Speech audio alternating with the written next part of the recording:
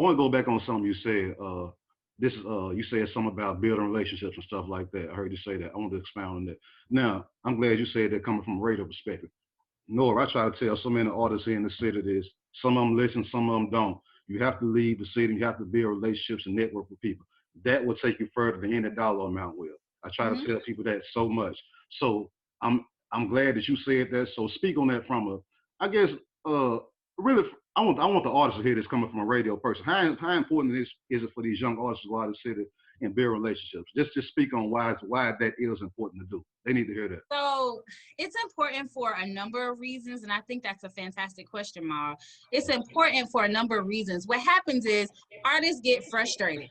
I feel you. You trying to get your music on the radio. You the hottest thing in the city. The people need to hear you. The people support you. You got you and your homeboys and your family, and then you got other people that are becoming fans of your music.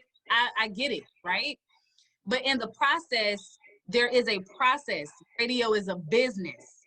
And so you cannot disrespect, talk bad about the people that you want to help you.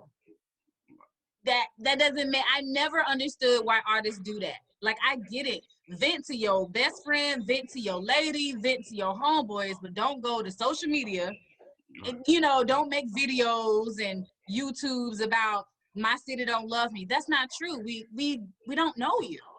We, have listened to your music, and you may think it is the best thing ever. Not saying that it's not, Right. but again, radio is a business. We can't just throw any and every artist on the radio because they believe that they got the hottest song.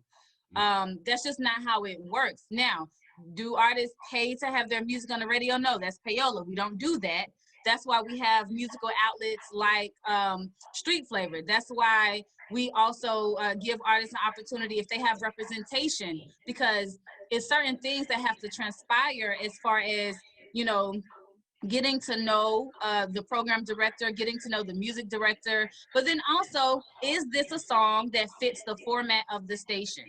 Is this a song that can blend in with these top tier artists? If we playing Drake, Nicki Minaj, and Meek Mill, and we're playing a throwback Tupac song, does your song make sense in the grand scheme of how the music is flowing? Does your song fit the format? I've had people that have brought me like a jazz record, and it's like, we need this on Power 94. That's not even the format. I've Right. had people that's brought me records from up and coming children, and that's great. But if your child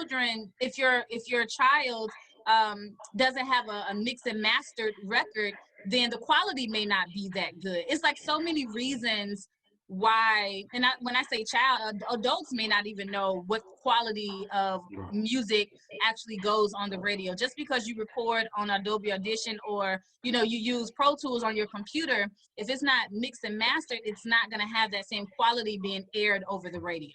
Right. And so there are so many reasons why you want to nurture a relationship with your program directors, your music directors, your radio personalities. A radio personality can be your biggest advocate, right?